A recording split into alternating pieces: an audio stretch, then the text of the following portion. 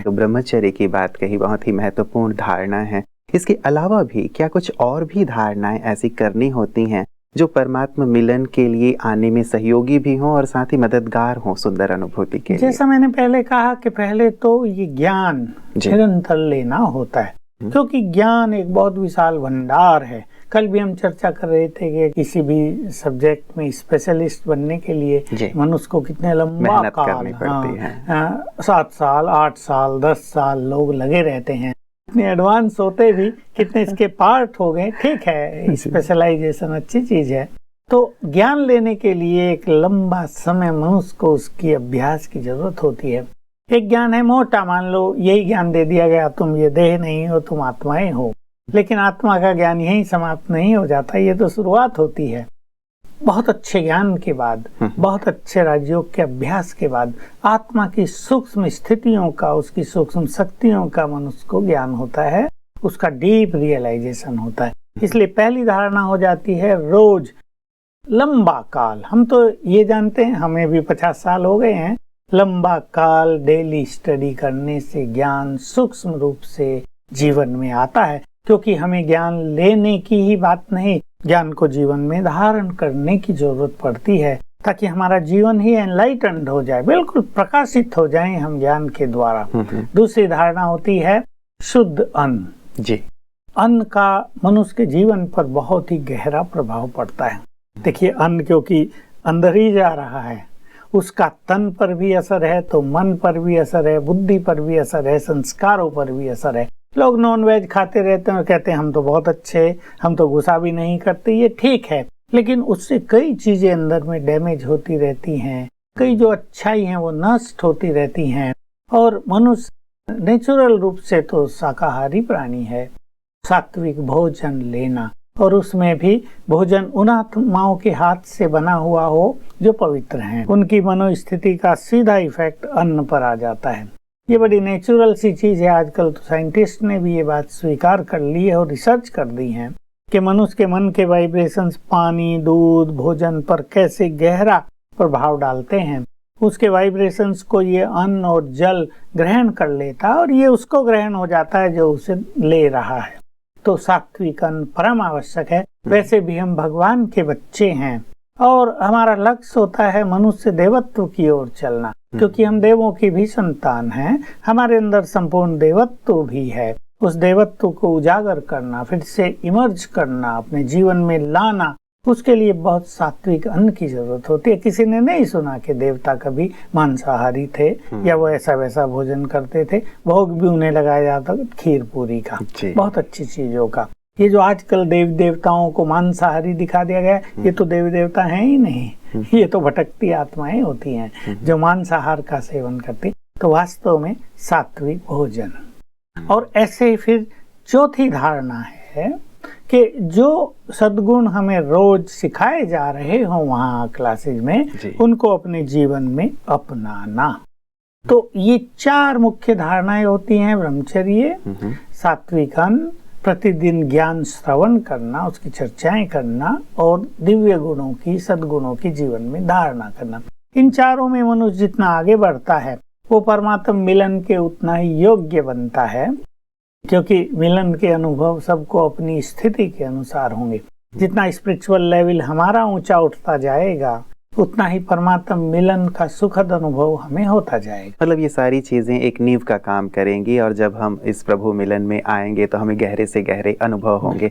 प्रता जी, मान लीजिए मैं अकेले ही अपने परिवार से चल रहा हूँ और ये चीजें परिवार में नहीं है, परिवार के अन्य सदस्य मुझे इस चीज में उतना सहयोग नहीं दे पा रहे हैं, फिर भी मेरी प्रबल इच्छा है, क्योंकि अब मैंने जान लिया कि परमात्मा आए हैं सृष्टि पे, मैं भी मिलन मनाऊं, तो वहाँ पे कठिनाई की स्थिति बहुतों को हो सकती है। वो लोग क्या करें? लाखों लोग ऐसे हैं जिनका परिवार में सहयोग नहीं, लेकिन वो चलते हैं।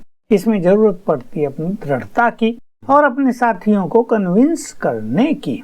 देखिए, मान लो बात ब्रह्मचर्य की है जो सबसे प्रमुख है जी।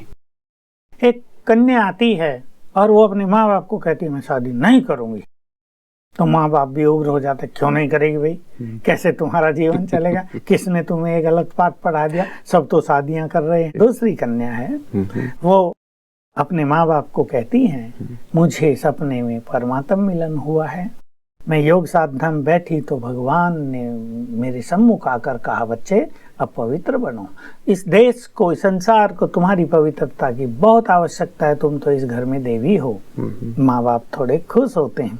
तीसरी कन्या का केस है, वो भी अपने माँ बाप के पास जाती है और वो यही कहती है, मैंने सात्विक जीवन अपना लिया है, संसार की कन्याओं को मैंने देख लिया है, कोई भी पवित्रता के मार्ग पे नहीं है, सबने अपने अफेयर्स कर लिए हैं, कहीं ना कहीं कोई बॉयफ्रेंड गर्लफ्रेंड इस चक्कर में फंस गए हैं, मुझे तो अब भगवान के काम आना है, भगवान का आदेश मुझे मिला है और आपको ये गर्व होना चाहिए, आपके घर में ऐसी एक कन्या है जो देवी है, आप मुझे प्लीज सहयोग करें। यहाँ माँ बाप की मानसिक स्थिति और हो जाती है। तो कैसे व्यक्ति कन्विंस करता है अपने साथियों को, अपने गार्जियंस को, अपने बड़ों को, इस पे निर्भर करता है। एक व्यक्ति कह देता है मुझे तो ये करना है, तुम करो या ना करो। वहाँ मान लो दूसरे लोग छोटे भी हों, सहमत भी हो जाएंगे, अच्छा कर लो, लेकिन एक वास्तविक प्रेम सम्मान इसमें नहीं रहता है। तो हमारे बोल इसमें बहुत सुंदर हों, हमारा जो दूसरे को कन्विंस करने का तरीका हो वो बहुत ही अलौकिक हो। तो ऐसी कोई बात नहीं कि सत्य के मार्ग पे चलने वालों को साथ न मिलता हो। यद्यपि कहा यह जाता है कि सत्य अकेला होता है, लेकिन सत्य में बहुत शक्ति तो है, सत्य के साथ स्वयं भगवान तो है। मैं तो अपने कुमार और कुमारियों को रोज कहता हूँ, मेरे पास आते रहते हैं, कह रहे भाई देखो कलयुग में कुमार और कुमारियां कहाँ जा रहे हैं, माँ बाप भी उनसे दुखी हैं और वो भी अपने जीवन में बहुत दुखी हैं। मेरे पास ऐसे कैसे जाते हैं कि किसी लड़के से अफेयर हो गया था, मैं बीटेक फाइनल में हूँ, अब फाइनल एग्जाम है, अब उसने छोड़ दिया मुझे, उसका किसी और से प्यार है, तो अब मेरा पढ़ाई में मन नहीं लगता, मेरी कंसंट्रेशन 1% भी नहीं रह गई, अब मैं तो जो टॉप क्लास स्टूडेंट रही हूँ मैं तो फेल होने के कगार पे आ गई हूँ। तो मैं समझाता हूँ माँ बाप को, मैं कहता हूँ अरे भाई जब तुम्हारे बच्चे सात्विकता के मार्ग पे चलते हैं उन्हें सहयोग करो, ये गंदगी का मार्ग तुम्हें भी बदनामी दिलाएगा। और उनके जीवन को कैसा कर रहा है, टॉप मोस्ट स्टूडेंट बिल्कुल नीचे आ गए हैं इस कलयुगी गंदगी के कारण, नेट के कारण। इसलिए हम कैसे अपने माँ बाप और पेरेंट्स को समझाएं उस पे बहुत कुछ डिपेंड करता है। तो मैं कहूँगा कि सबको साथी बनाना ये भी एक कला है, फ्रेंड्स बना लेना दूसरों को ये एक बहुत बड़ी कला है। इसलिए किसी के परिवारों में उन्हें सहयोग न भी हो तो भी वो कुछ अच्छी साधनाएं करें और साधनाओं के द्वारा अच्छे वाइब्रेशंस फैलाएं। इन वाइब्रेशंस के द्वारा सभी लोग उनके सहयोगी अवश्य बन जाएंगे। किस प्रकार का वाइब्रेशन हो सकता है? खास कन्या और कुमारों को या माताओं को कि आप योग अभ्यास करके, राजयोग मेडिटेशन करके, जो भी आपके इर्द गिर्द ये 2-4 आत्माएं हैं जो आपका विरोध करती हैं, उन्हें आत्मा देखो और गुड वाइब्रेशंस 2-3 मिनट 5 मिनट और फिर एक संकल्प करो, they are my good friends, ये सभी मेरे सहयोगी हैं, बहुत अच्छे फ्रेंड हैं। तो उनकी जो मेंटलिटी है वो बदल जाएगी। जो हम उन्हें कह रहे वो भी सोचेंगे अरे फलाने की लड़की देखा किसी के साथ भाग गई, फलाने का लड़का बुरे संग में आ गया है, अरे वो कितना होशियार था, कैसे दुर्गति के मार्ग पे चला गया, मेरी लड़की तो अच्छे मार्ग पे चल रही है, मैं इसको सहयोग करूंगा। हमारे वाइब्रेशंस उनकी फीलिंग्स को चेंज करती हैं। बिल्कुल। चलिए भ्राता जी, बहुत अच्छा लगा, आपने कैसे प्रभु मिलन तक पहुंचे इसका बहुत सुंदर रास्ता बताया है और साथ ही यदि परिवार में सहयोग भी ना मिल रहा हो कैसे सबको सहयोगी बनाए, इस पे भी सुंदर प्रकाश डाला है। आपका बहुत बहुत शुक्रिया। मित्रों, आज बहुत सुंदर एक रास्ता हमें प्राप्त हो गया है कि हम कैसे परमात्मा मिलन मना सकते हैं। बहुत बड़ी उपलब्धि है, बहुत बड़ी प्राप्ति है मैं कहूँगा, क्योंकि स्वप्न में भी नहीं था कि परमात्मा से कभी मिलन हो सकता है। क्या हम उन्हें देख सकते हैं, क्या उनसे हम वरदान प्राप्त कर सकते हैं, लेकिन सुंदर रूप से राजयोग के अभ्यास से और साथ ही 4 सुंदर स्तंभ भ्राता जी ने बताए हैं।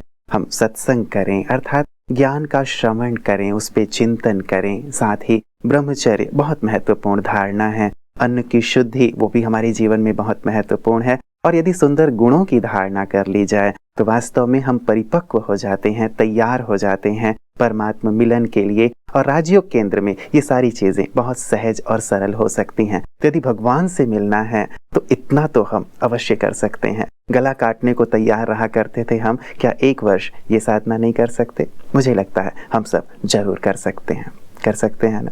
विचार कीजिएगा इस पे। नमस्कार।